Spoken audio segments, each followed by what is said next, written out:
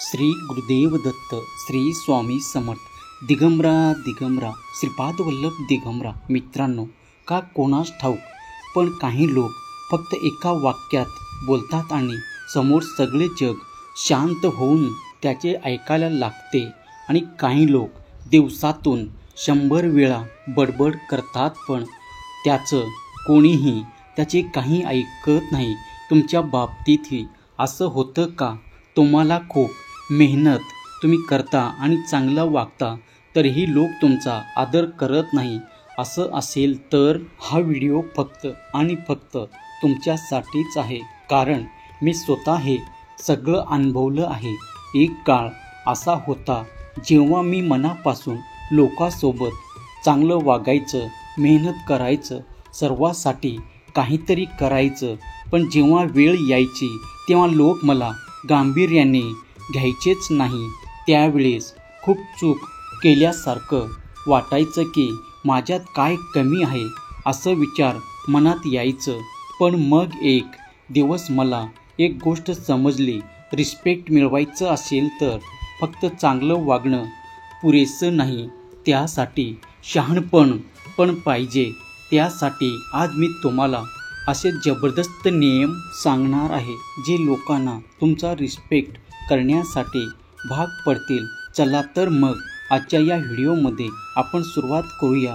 तत्पूर्वी चॅनलवरती नवीन असाल तर चॅनलला तुम्ही सबस्क्राईब करा आणि व्हिडिओला लाईक करून हा संदेश तुम्ही शेवटपर्यंत ऐका. सगळ्यात पहिलं आणि महत्त्वाचं नियम आहे स्वतःचा सन्मान करा. रशियन नेता पुतिन म्हणतात, तुमच्या परवानगीशिवाय कोणीही तुमचा मन दुखवू शकत नाही, तुम्हाला कमीपणाची जाणीव करून देऊ शकत नाही. म्हणजे तुमची किंमत किती आहे, तुम्हाला किती सन्मान मिळायला हवा ठरवायचे असेल ते दुसऱ्यांनी नाही, ते फक्त तुमचा अधिकार आहे. तुम्ही जितका मान स्वतःला द्याल तितकाच मान तुम्हाला जगाकडून मिळेल. समोर कोणी असो, एखादा भिकारी असो किंवा जगातला सगळ्यात श्रीमंत माणूस, तुम्ही स्वतःला कधीच कमी समजू नका. कल्पना करा, जर समोरचा तुमच्यासारखा एक माणूस उभा असेल तर तुम्ही त्याच्याशी कसे वागाल? सन्मानानेच वागा ना. मग स्वतःशी स्वतः तसेच वागा, कारण स्वतःचा आदर करणे हीच पहिली पायरी आहे. इतरांकडून आदर मिळवायचे दुसरा नियम आहे, घेण्यासाठी द्यायला शिका. आदर हा आरशासारखा असतो, तुम्ही जितका दुसऱ्यांना दाखवाल तेवढे जास्त प्रतिबिंब तुमच्यावर पडत असते. आदर मिळत नसतो तर कमवावा लागतो, आणि काही कमवायचे असेल तर आधी काहीतरी द्यावं लागतं. लोकांना सगळ्यात जास्त काय हवं असतं? तसं तुम्हाला रिस्पेक्ट हवं आहे, तसं समोरच्याला सुद्धा हवं असतो. म्हणून जर समोरच्या व्यक्ती तुमच्याशी चांगल्या पद्धतीने बोलत असेल तर उगाच तरपडत वागू नका, त्याच्याशी सुद्धा आदराने प्रेमानेच वागा. आणि जर कोणी तुम्हाला रिस्पेक्ट देत नसेल तर त्याच्याशी वाद घालू नका, पण त्यांना तीव्र शब्दात सांगा की त्याच्या अशा वागण्याला तुम्हाला अजिबात तुम्ही महत्त्व देत नाही. एक ट्रिक, अशा लोकांना सर्व बोलून टाका की मी तुला आणि तुमच्या बोलण्याला अजिबात गांभीर्याने घेत नाही. मला वाटतं तू अजून विचाराने पक्का झालेला नाहीस, पण सगळ्यात आधी तू स्वतःहून प्रत्येकाला रिस्पेक्ट द्यायला हवा, मग तो लहान असेल किंवा मोठा.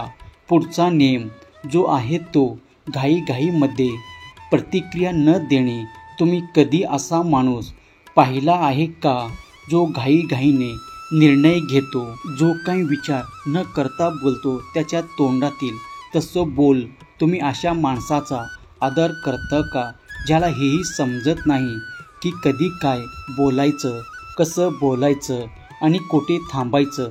त्याची विचार करण्याची क्षमता अगदी मर्यादित आहे. नाहीतर मग तुम्ही असं देखील वागू नका. आयुष्यात अनेकदा चढ उतार येतात, कधी वाईट कधी चांगले अनुभव येतात. परिस्थिती कशी असो, तुमच्या मनाचे स्थैर्यता राखणं खूप महत्त्वाचं. एक मित्र असतो, तो खूप शांत आणि समजूतदार. काही विचारलं तरी लगेच उत्तर देत नाही.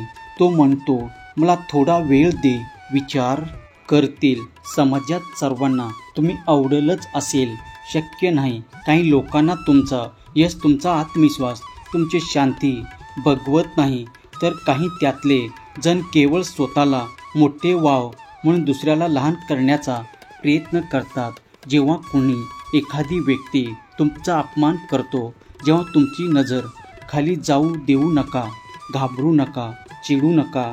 उलट त्या व्यक्तीकडे धैर्याने, स्वाभिमानाने आणि शांतपणे त्याच्या डोळ्यात बघा. असे केल्याने तुम्ही समोरच्याला एक संदेश पाठवत असता की मी कमजोर नाही, मी तुझ्या अपमान आहे. यामुळे तो अस्वस्थ होईल, त्याला स्वतःच्या वागणुकीचे भान येईल आणि तो शेवटी स्वतःच गप्प बसेल. उदाहरणार्थ द्यायचं झालं तर तुमचा बॉस तुम्हाला सगळ्यासमोर अपमानित करतो, आवाज काढतो. अशा वेळी शांतपणे बॉसकडे बघा. भीती किंवा अहंकार दाखवायचं नाही, फक्त आपला आत्मसन्मान दाखवायचं. तुमच्या डोळ्याचे ते सांगतील की जर मी चुकलो असेल पण एवढा मोठा गुन्हा केलं नाही, आणि त्यातच तो समजून जाईल. 5वा नियम आहे मागणी आणि पुरवठ्याचा नियम. आदर हा केवळ तुमचं वय, तुमचं चांगुलपणा किंवा स्वभावावर आधारित नसतो. तो तुमचं स्थान म्हणजे तुमची पोझिशन, तुमची मूल्य आणि समाजासाठी तुम्ही काय करता यावर आधारित असतं. जर एखादी व्यक्ती देशाचा पंतप्रधान असेल तर समजा त्या व्यक्तीचा आपोआप आदर करतो, कारण ती व्यक्ती एक मोठ्या पदावर आहे. जर ती व्यक्ती वैयक्तिक पातळीवर फारशी चांगली नसले तरीही लोक त्याच्याशी आदराने वागतात. आदराचा खेळ पूर्णपणे मागणी आणि पुरवठा या तत्वावर चालतो. जर तुमच्याकडे एक दुर्मिळ कौशल्य असेल, जे की आर्टिफिशियल इंटेलिजन्स एक्सपर्ट सर्जन, उद्या भाषेचं खास अनुवादन, आणि अशी व्यक्ती फार कमी असतील तर तुमची किंमत आणि आदर आपोआप वाढतो, कारण मागणी जास्त आहे आणि पुरवठा कमी आहे. या उलट तुम्ही एक साधारण काम करणारे असाल आणि असंख्य लोक तेच करत असतील तर लोक तुमचा फार आदर करणार नाहीत, कारण तुमचं स्थान दुर्मिळ आणि उपयुक्त नाही म्हणून. किंवा उपयुक्त नाही याचा अर्थ असा नाही की तुम्ही ते करू शकत नाही, तर अशा स्किल्स शिका जे दुर्मिळ आहे. समाजासाठी उपयुक्त व्हावा. स्वतःची एक ओळख निर्माण करा. 6वा नियम आहे बोलण्यामध्ये सहजगता. बोलताना अगदी थोडक्यात, शांत आणि ठाम पद्धतीने बोला. बोलण्याची गती फार झपाट्याने नको आणि फार संथही नको. जसे गती तुमच्या विचाराशी, बुद्धीशी जुळते तशीच ठेवा. आवाज इतका मोठा नको की दुसऱ्याला त्रास होईल आणि इतका हलकं ही नको की कोणी ऐकणार नाही. बोलण्याआधी थोडं थांबा. विचार करा की नेमकं काय बोलायचं आहे, कसं बोलायचं आहे.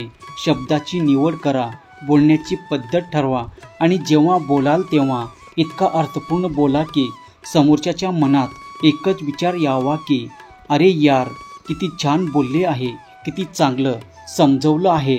7वा नियम हा आहे की तुम्ही किती हुशार आहात हे सिद्ध करण्याचा तुम्ही कधीच प्रयत्न करू नका. ते लोकांकडून त्याची मान्यता हवी आहे, कौतुक हवे का. बघा की मी किती हुशार आहे, बुद्धिमान आहे. जर हीच तुमची इच्छा असेल तर तुम्ही चुकीच्या मार्गावर आहात. स्वतःबद्दल सतत बोलणं, मोठेपणाचा प्रदर्शन करणे, इतरांना कमी समजणे हा सन्मान मिळवण्याचा मार्ग नाही, उलट हा सन्मान गमावण्याचा मार्ग आहे. लोक अनेक प्रकारचे असतात. एक ते जे एखाद्या डोंगराच्या पायथ्याशी उभे राहून जोरजोरात ओरडत राहतात की मी हा डोंगर चढू शकतो, मी हा डोंगर चढू शकतो. आणि दुसरे ते जे डोंगराच्या शिखरावर उभे असतात पण शांत राहतात, ते काही बोलत नाहीत. त्या ओरडणाऱ्या व्यक्तीकडे लक्ष असते पण त्याच्या नजरेत तो शिखरावर पोहोचलेला जो आहे तो जास्त लक्षात राहतो.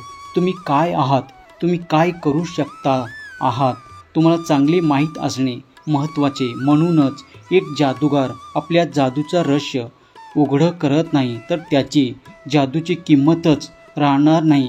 तसेच मी किती स्मार्ट आहे हे सांगण्यात काही सांगणार नाही. त्यामुळे आपली इज्जत, आपला सन्मान, आपला मान मर्यादा आपणच ओळखून राहायला पाहिजे. आणि या सर्व गोष्टी घडतील ते आपल्या चांगल्या विचाराने, पॉझिटिव्ह विचाराने. त्यासाठी स्वामी महाराजांचे नियम तुम्ही आचरणात आणा आणि आनंदाने आयुष्य जगा. आजचा हा संदेश जर तुम्हाला आवडला असेल तर हा व्हिडिओ लाईक करून चॅनलला सबस्क्राईब करा. आपल्या प्रियजनांना शेअर करा. कमीत कमी 2 जणांना तरी शेअर करायला विसरू नका. कमेंट बॉक्समध्ये लव यू गॉड असे टाईप करा आणि सतत पॉझिटिव्ह राहा, सकारात्मक राहा. आयुष्य हा एकदाच आलेला आहे, परत परत मिळणार नाही. श्री स्वामी समर्थ. जय जय स्वामी समर्थ. धन्यवाद.